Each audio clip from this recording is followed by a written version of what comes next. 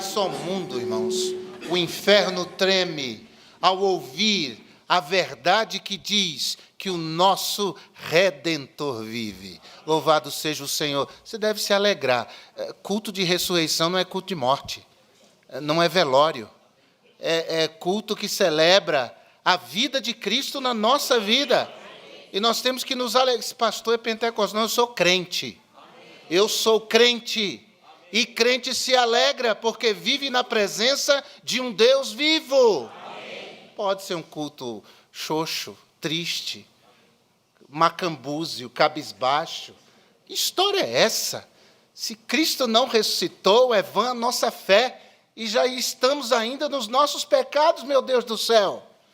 Mas esse hino é lindíssimo. E vai dizendo, Cristo é vivo, aleluia. Cristo é vivo, aleluia. Cristo é vivo, aleluia. Cristo é vivo, aleluia. A morte treme. O inferno treme. E qualquer adversidade diante de nós tremerá. Porque nós pertencemos a um Cristo vivo. E porque Ele vive, nossa vida se enche de sentido. E nós vamos adiante até encontrarmos aquela vida que Jesus foi preparar para nós. Irmãos, ontem, no final da tarde, aquele toró, chuva forte, meu Deus do céu. Falei, Senhor amado, como vai ser amanhã? E olhando nos aplicativos do tempo, né? E aí eu vi assim, 64% de chance de chuva. Falei, Jesus, envergonha esses meteorologistas, pelo menos amanhã, Jesus. Pelo menos amanhã. E a chuva parou. Vi até uns raiozinhos de sol aqui saindo, e o pessoal já está voltando para o plano A. Plano B era lá no prédio de educação, nas salas, as mesas, mas o pessoal já está montando as mesas lá fora para o nosso café da manhã. Amém? Lembrando hoje à noite, irmãos, hoje à noite, sexta foi demais, não foi? Foi lindo demais. Hoje à noite não será diferente. Traga a sua família. Vamos lotar o templo mais uma vez. E é que choveu ainda na sexta e alguns ficaram temerosos. O pastor Josué falava dos pés de açúcar, né? Parece que em pleno século XXI eles ainda existem. Mas louvado seja Deus, você estava aqui e hoje à noite esteja também. Traga a sua família. Vai ser linda a apresentação da cantata Soberano Rei. Eu vi ontem, eles fizeram os testes aqui de transmissão e eu vi a cantata lindíssima, irmãos, uma coisa belíssima também. Então venha, você não vai perder de modo algum, porque será abençoador para a sua vida e para a vida dos seus. Sexta, Deus nos deu uma alma, uma preciosa alma que foi convidada. Alguém trouxe. E essa pessoa entregou-se a Jesus. Então, continue convidando e trazendo pessoas para ouvir a palavra de Deus e assistir essa linda, belíssima cantata, esse musical de Páscoa. Coloque-se em pé. Uma última vez para a leitura. Mateus capítulo 28. E o versículo que lerei a partir do verso 1, para falar sobre os mandamentos da ressurreição.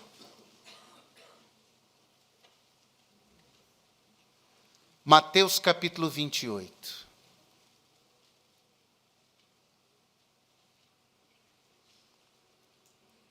E no fim do sábado, quando já despontava o primeiro dia da semana, Maria Madalena e a outra Maria foram ver o sepulcro. E eis que houvera um grande terremoto, porque o anjo do Senhor descendo do céu chegou, removendo a pedra da porta, e sentou-se sobre ela. E o seu aspecto era como de um relâmpago, e as suas vestes brancas como neve. E os guardas, com medo dele, ficaram muito assombrados, como mortos. Mas o anjo, respondendo, disse às mulheres: não tenhais medo, pois eu sei que buscais a Jesus, que foi crucificado. Ele não está aqui, porque ressuscitou, como havia dito. Vinde, vede o lugar onde o Senhor jazia. E depois, imediatamente, dizei aos seus discípulos que já ressuscitou dentre os mortos. E eis que ele vai adiante de vós para a Galiléia, ali o vereis. Eis que eu vos tenho dito. E saindo elas apressadamente do sepulcro com temor e grande alegria, correram a anunciá-lo aos seus discípulos. E indo elas a dar as novas aos seus discípulos, eis que Jesus lhes sai ao encontro, dizendo: eu vos saúdo. E elas, chegando, abraçaram seus pés e o adoraram. Então Jesus disse-lhes: não temais. Ide dizer a meus irmãos que vão à Galiléia, e lá me verão. Louvado seja o nome do Senhor, meu Deus, pela tua palavra. E que, meu Pai, esta palavra aberta não seja apenas uma leitura, meu Pai, mas que a vida do Senhor invada a nossa vida. A certeza deste Cristo vivo ganhe os nossos corações de modo inabalável. Abençoa-nos diante da meditação nesta palavra viva, como o Senhor. Assim oramos em nome de Jesus. Amém. Podem sentar. A ressurreição de Jesus é a grande bandeira do Evangelho. É a grande insígnia, é o grande distintivo do Evangelho de Jesus Cristo. Não é possível alguém dizer que é um cristão verdadeiro se não crê na historicidade, se não crê no fato da ressurreição. Um cristão que não crê na ressurreição precisa, de fato, conhecer o Cristo vivo. Ele é um cristão nominal apenas. Ele não encontrou-se com Jesus. Ele não teve o perdão dos seus pecados. Ele não pode considerar-se um filho de Deus. Veja o que Paulo diz em 1 Coríntios, no capítulo 15, a partir do versículo 14. 1 Coríntios, capítulo 15, versículo 14. E se Cristo não ressuscitou, logo é vã a nossa pregação, e também é vã a nossa fé. 1 Coríntios, capítulo 15, versículo 15. E assim também somos considerados como falsas testemunhas de Deus, pois testificamos de Deus que ressuscitou a Cristo, ao qual, porém, não ressuscitou, se na verdade os mortos não ressuscitam. Porque se os mortos não ressuscitam, também Cristo não ressuscitou. E se Cristo não ressuscitou, é vã a vossa fé, e ainda permaneceis nos vossos pecados. E se também os que dormiram em Cristo estão perdidos. Se esperarmos em Cristo só nesta vida, somos os mais miseráveis de todos os homens. Cristianismo sem ressurreição é apenas mais uma filosofia de vida. É apenas mais um código de ética que as pessoas podem seguir e serem bons pais, e serem boas mães, bons filhos, bons cidadãos, bons profissionais, apenas e tão somente isso. Um cristianismo sem ressurreição é uma religião vazia e sem sentido. Mas nós cremos que Cristo ressuscitou. Amém ou não? Amém. Nós confiamos no que a palavra de Deus diz. E nós cremos que Cristo ressuscitou. Nós sabemos que Cristo ressuscitou. Porque hoje de manhã nós já falamos com Ele. Porque ao longo deste culto Ele tem falado ao nosso coração. Isso é maravilhoso. Em João capítulo 14, verso 19, Jesus diz: ainda um pouco, João 14, 19, ainda um pouco, e o mundo não me verá mais, mas vós me vereis, porque eu vivo e vós vivereis. A ressurreição de Cristo é a grande bandeira do Evangelho, e a ressurreição de Cristo garante que nós um dia vamos ressuscitar. Poderemos até morrer, se até aquele dia Jesus não tiver voltado para das nuvens nos chamar, mas certamente ressuscitaremos.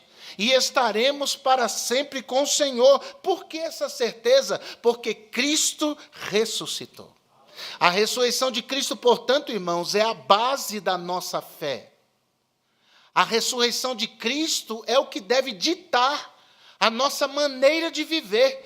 A ressurreição de Cristo deve ditar o nosso estilo de vida. E a ressurreição de Cristo nos traz mandamentos, ordenanças, às quais devemos nos submeter, às quais devemos obedecer e pelas quais devemos viver o nosso dia a dia até o dia do grande encontro. E eu quero destacar 3 mandamentos que Mateus 28, de 1 a 10, nos traz. Primeiro mandamento: não temerás os silenciosos sábados que experimentais na vida. Esse é o primeiro mandamento. Não tema os tenebrosos sábados que, porventura, vocês experimentam em suas vidas. O versículo primeiro que nós lemos diz que logo cedo, nos primeiros minutos do domingo, as mulheres foram ao sepulcro. Os primeiros raios de sol estavam começando a despontar quando aquelas mulheres saíram levando produtos para terminarem o embalsamamento de Jesus. Elas precisavam do sol porque os sepulcros eram escuros. Elas tinham essa necessidade da luz do dia para poderem enxergar aquilo que precisavam fazer. Na sexta-feira, quase terminando a sexta, quase começando o sábado, Mateus 27, de 59 a 61, nos dizem que elas ficaram diante do sepulcro. Elas viram os discípulos levando, a mando de José de Arimateia, o corpo de Jesus para dentro da sepultura. Elas testemunharam, pelo menos 20 homens, é o que dizem os eruditos, que pelo menos 20 homens eram necessários para empurrar e colocar aquela pedra na porta do sepulcro. Era uma grande rocha. Eles escavavam uma rocha e dentro da rocha faziam sepulcros. E eles, portanto, puseram uma pedra na frente do sepulcro, tapando o sepulcro. Aquelas mulheres testemunharam todo este protocolo. E elas não tinham tempo para ungir o corpo de Jesus como deveria. O sábado começou e, portanto, elas não podiam fazer nada durante o sábado. A Bíblia diz, no versículo 2, que antes que elas chegassem, houve um terremoto em Jerusalém. Houve um grande terremoto. E esse terremoto foi ocasionado por um anjo. Você pode imaginar. O anjo não precisou nem tocar naquela grande pedra que fechava o sepulcro. O anjo apenas ocasionou um terremoto, um abalo na terra. Aquele abalo sísmico moveu a terra, deixando o sepulcro aberto. Essas mulheres vinham para o sepulcro. Marcos capítulo 16, versículo 1 diz que elas estavam preocupadas. Quem é que vai remover essa pedra do sepulcro?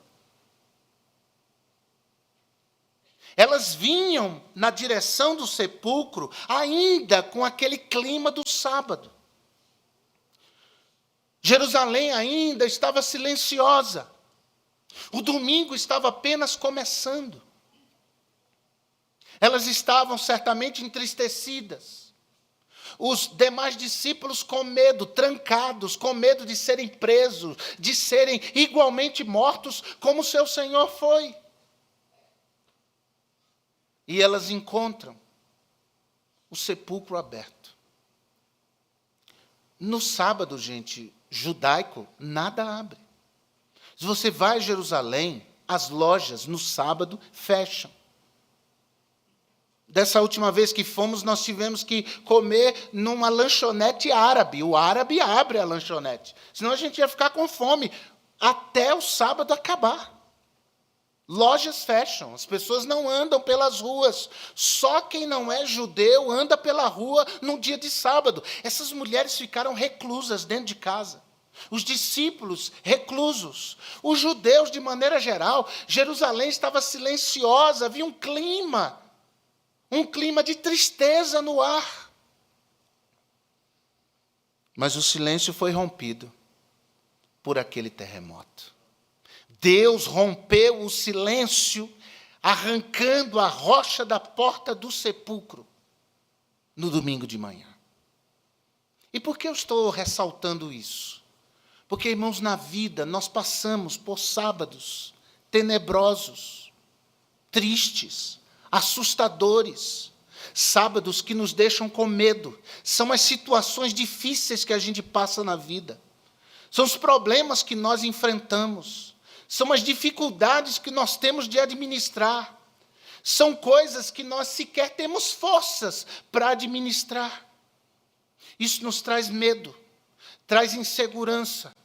Nós vivemos como aquelas mulheres ou aqueles discípulos, vivenciamos. Você já pensou como foi difícil aquele sábado? E como era difícil para elas pensarem que iriam ungir o corpo do seu Senhor, que fora morto naquela cruz. O que eu quero dizer nessa manhã de ressurreição para você é que não importa o sábado pelo qual você esteja passando, qual é a dificuldade que você esteja enfrentando, saiba que assim como Deus agiu no primeiro segundo do domingo, Deus também é poderoso para agir, para intervir, para trabalhar, para mudar cenários na sua vida, no meio da sua dificuldade, no meio da sua adversidade.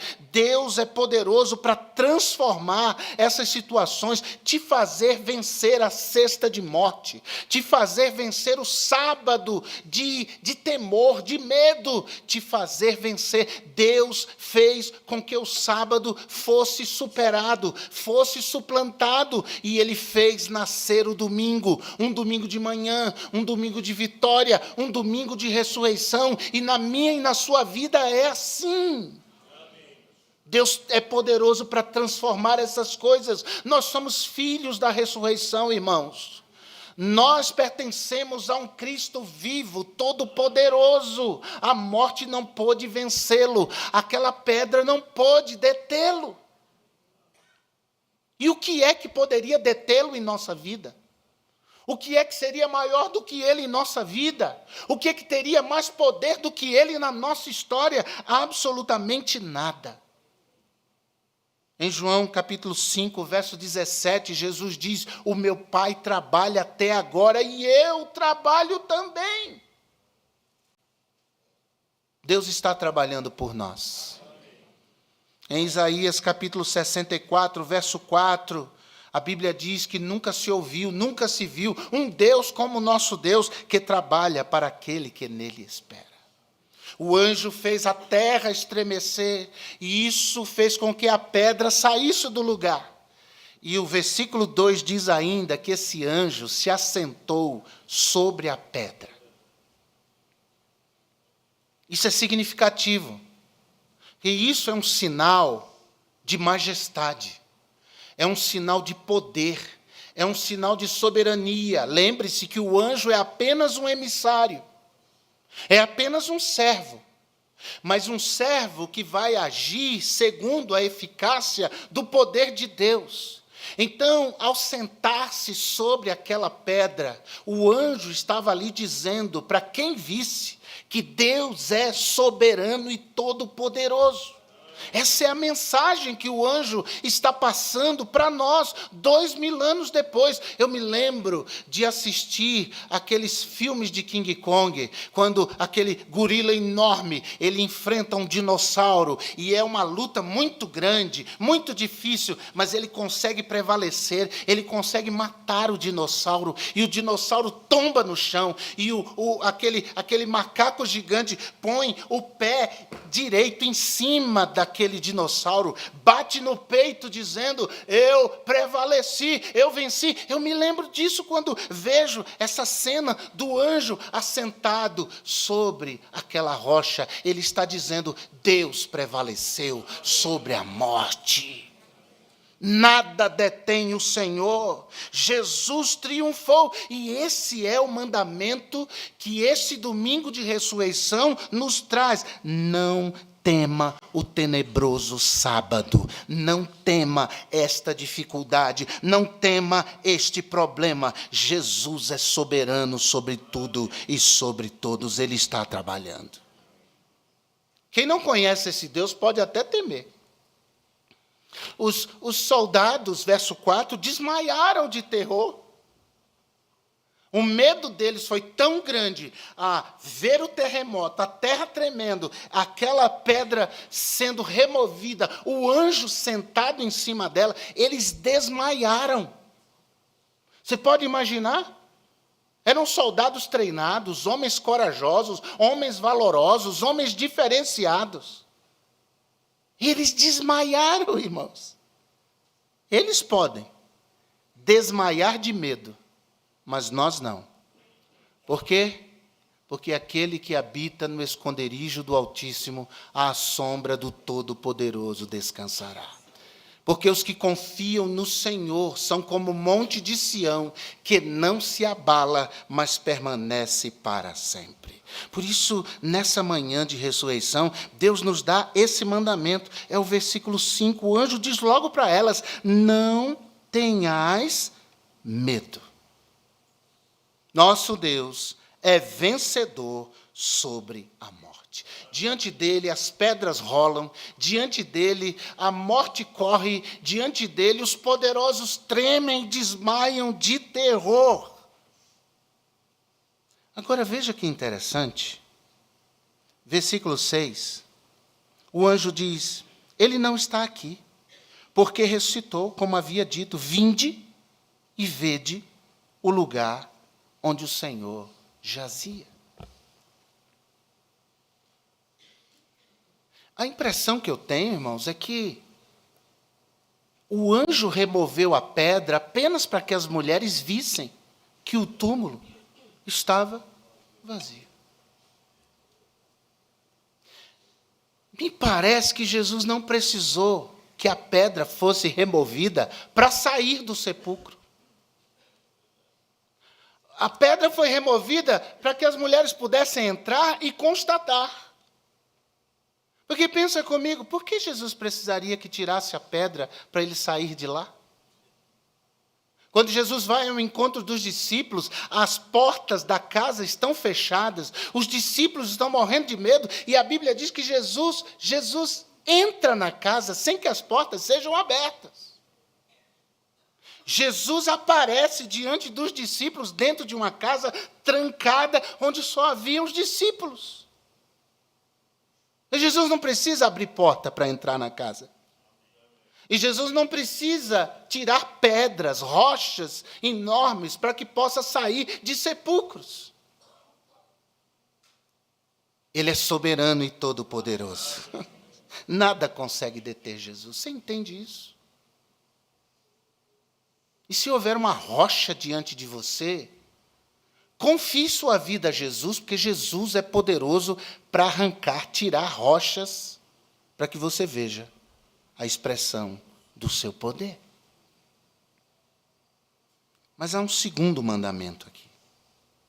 Não só não tema os tenebrosos sábados que experimentais na vida, mas segundo, não desanimarás diante dos tropeços que tens na vida. No verso 7, o anjo fez daquelas mulheres emissárias de uma importante mensagem. Diga aos discípulos para irem até a Galiléia. Eles estavam na Judéia, eles estavam em Jerusalém. Diga a eles para irem para a Galiléia e lá vocês vão encontrá-lo. Porque em Jerusalém os discípulos falharam. Em Jerusalém os discípulos se amedrontaram e correram de medo, fugiram. Só João ficou ali na crucificação com as mulheres, os demais, todos fugiram de medo. E por que voltem para a Galiléia? Porque, irmãos, foi na Galiléia que tudo começou.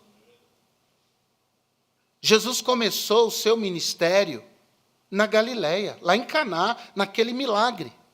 Jesus chamou os seus discípulos na Galileia, Mateus em Cafarnaum, outros discípulos ali, às margens do mar da Galileia, os que eram pescadores. Jesus começou tudo ali na Galileia, e é como se Jesus estivesse dizendo para os discípulos: voltem ao início de tudo. Não foi essa a palavra de Jesus para a igreja lá? Volte, a igreja de Éfeso, volte ao primeiro amor. Pratique as primeiras obras. Lembre de onde caiu, arrependa-se e volte. Voltem para a Galileia. Lá vocês vão encontrar Jesus. Lá vocês vão recomeçar. Não temam os tropeços que vocês experimentam na vida. A ressurreição nos ordena isso. Vão ao encontro de Jesus, voltem ao início de tudo, voltem a praticar as primeiras obras, voltem ao primeiro amor, porque, irmãos, não poucas vezes nós vamos nos afastando do primeiro amor, muitas vezes isso é imperceptível, nós nos tornamos religiosos de marca maior, mas sem alma, sem coração, sem sentimento, sem vibração, frequentadores de igreja, abridores de Bíblia, nós nos tornamos gente assim, se nós não vigiarmos, se nós cuidarmos, nós temos sempre que estar corrigindo a rota, nós temos que sempre olhar para o nosso coração, nós temos que sempre consultar a Jesus, nosso Salvador, para dizer: Senhor, eu estou te agradando, eu estou andando direito, essa decisão que eu estou tomando é da tua vontade, essa postura que eu tenho está agradando o Senhor, essa maneira de viver tem deixado o Senhor feliz comigo. Nós temos que sempre estar avaliando isso. A ressurreição nos ordena que nós não devemos, irmãos, adoecer em função dos nossos tropeços. Jesus nos espera, é só voltar, é só ir a Ele, é só pedir perdão, é só permitir que Ele restaure a nossa vida. No que consistia esse recomeço? Primeiro, eles receberiam a consciência de que é possível recomeçar. Porque lá na Galileia, às margens do mar, João capítulo 21, de 15 a 17, Jesus encontra-se com Pedro, e os discípulos estão lá, eles veem Pedro ser restaurado por Jesus: apacenta as minhas ovelhas. Ora, se este Jesus é capaz de restaurar o homem que o negou 3 vezes, pense nos discípulos, a nós também.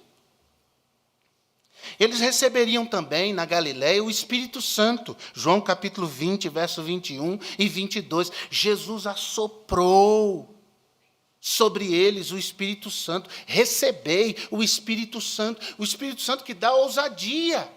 A palavra grega é parácletos, que é ajudador, mas não só ajudador. Parácletos também significa aquele que dá coragem. Aquele que dá coragem. E, por fim, eles receberiam ali não só a consciência de um recomeço, não só o Espírito Santo ajudador, mas eles também receberiam a comissão da evangelização do mundo. Foi lá na Galileia, Mateus 28, 18 a 20. Porque lá em Jerusalém os discípulos tinham morrido quando Jesus morreu. Mas na Galileia, os discípulos reviveram.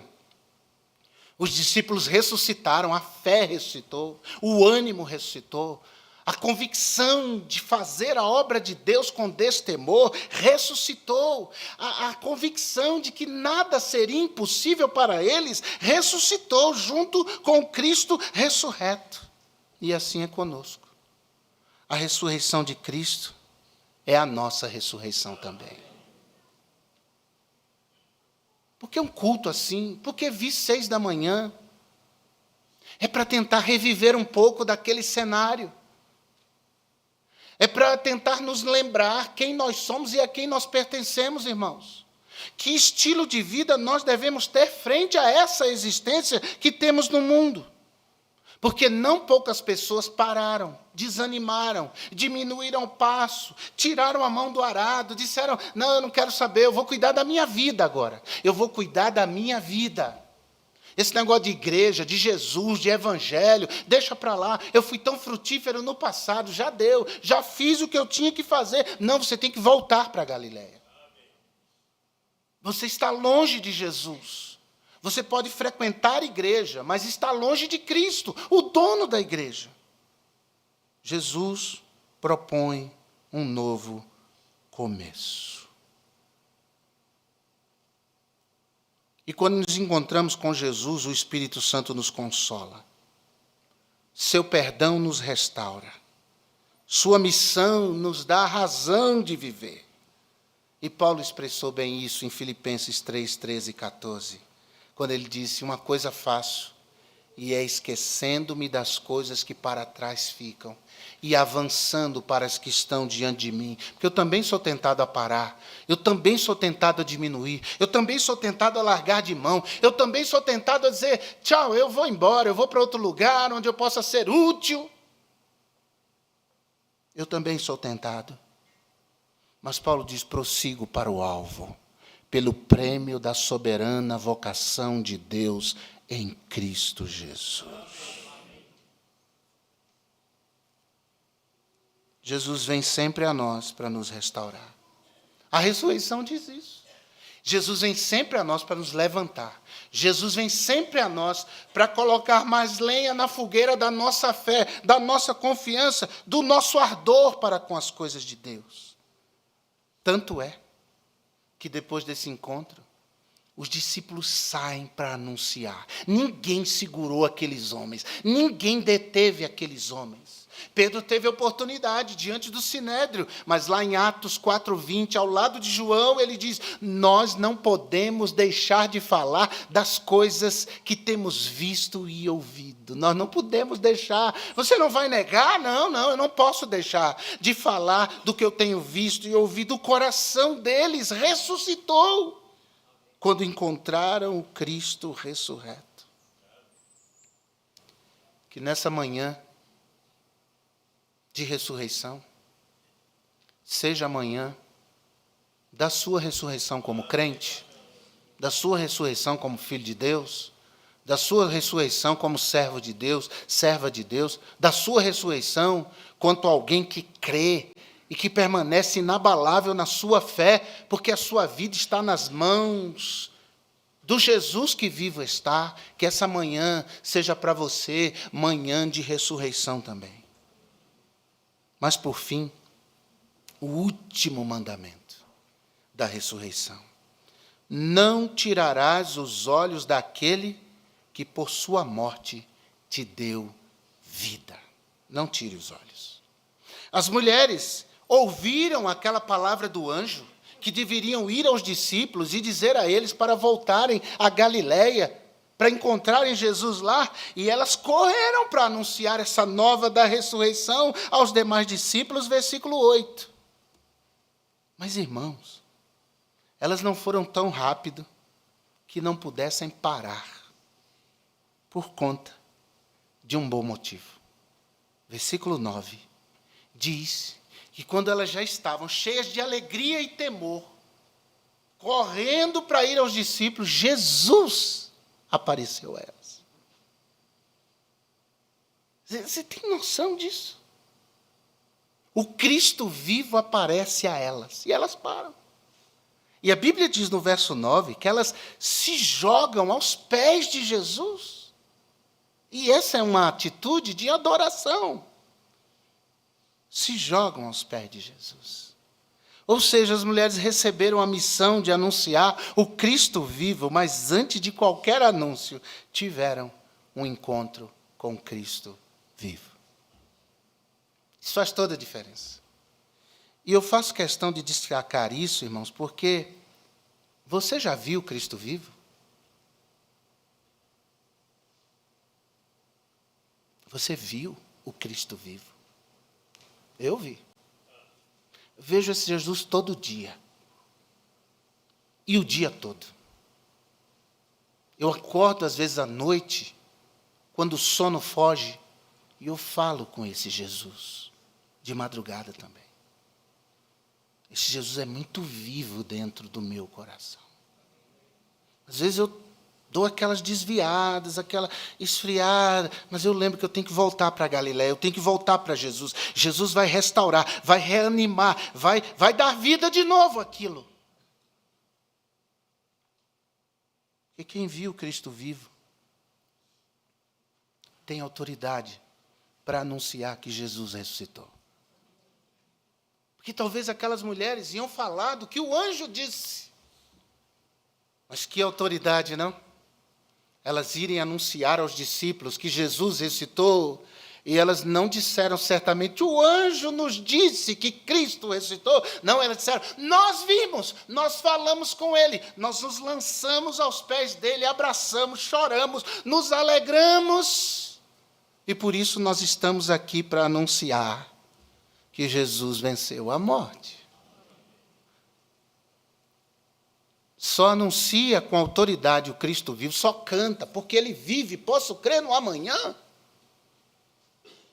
Quem viu o Cristo vivo, quem falou com o Cristo vivo, quem ouviu o Cristo vivo, quem andou com o Cristo vivo, quem se lançou aos pés do Cristo vivo, quem se derramou aos pés do Cristo vivo, é essa pessoa que pode anunciar e dizer para todo mundo que Jesus ressuscitou. Essa pessoa não tem o que temer. Verso 10, Jesus diz para essas mulheres, não tenham medo, não temam. O que você vai ter medo?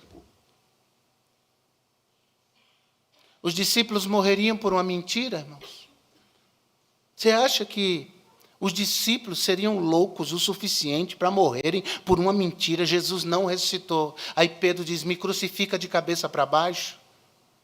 Você pode imaginar um apóstolo dizer, pode me jogar nesse óleo, nesse tacho com óleo fervente, pode me jogar lá. O outro, não tem problema, me arraste preso por cordas a cavalos pela cidade até a minha morte. Não. Eles só foram martirizados porque eles continuaram anunciando o Cristo vivo. Eles viram Cristo vivo, eles andaram com Cristo vivo, eles ouviram o Cristo vivo, eles conviveram por 40 dias com Cristo vivo. Ele diz, o que é ser crucificado? O que é ser cerrado ao meio? O que é ser lançado às feras? Isso é nada. Eu vi o Cristo vivo. E como ele ressuscitou, eu vou ressuscitar também. Entende, irmão? Não há o que temer. Qual é o governo que vai assumir? Não há o que temer. O que vai acontecer com a economia mundial? Não há o que temer. O que vai ser de mim com essa enfermidade? Não há o que temer. E a minha família nessa situação? Não há o que temer. Você está diante de um Cristo vivo. A pedra não o deteve. Os soldados não o detiveram. O inferno não o deteve. Satanás não o deteve. Portanto, olhe para o Cristo vivo. Mantenha os olhos no Cristo vivo. Mantenha-se firme, olhando para Jesus, autor e consumador da sua fé. A ressurreição nos ordena isso. Você tirou os olhos de Jesus, está olhando para os homens, está olhando para as circunstâncias. A ressurreição nos ordena. Olhe para Jesus. Tudo é diferente quando nossos olhos estão sobre Jesus. É por isso que não dá para cantar desanimado. E quando você tem o Cristo vivo diante de você, você canta com alegria, com vigor. Você não consegue ficar apático. Do Cristo morto a gente fica apático. Mas o Cristo vivo é diferente. E nos dá autoridade para podermos dizer a todo mundo, eu pertenço a um Deus vivo, Ele é o meu Pai. Eu pertenço a um Cristo vivo, Ele é o meu Salvador. E diante das agruras e dos sábados da vida, esse Jesus faz a terra tremer e me dá vitória. Olhe para o túmulo vazio. É o convite do anjo. Vem aqui, entra aqui, veja. Ele não está aqui. Ele não está aqui. Quando a gente vai a Jerusalém, a gente vai a um lugar lá, onde eles acreditam que Jesus ressuscitou. E é um lugar muito bonito. Eu entrei algumas vezes naquela tumba, mas eu vou ser muito honesto com os irmãos. Eu entro ali, eu não sinto nada. Eu me emociono no Mar da Galileia. Eu me emociono com isso. Mas naquele túmulo, não.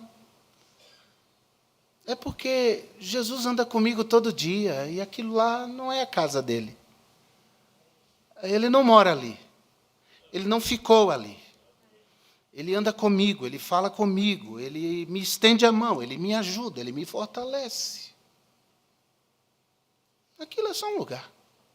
Se foi ali ou não, faz diferença. A diferença não é o lugar.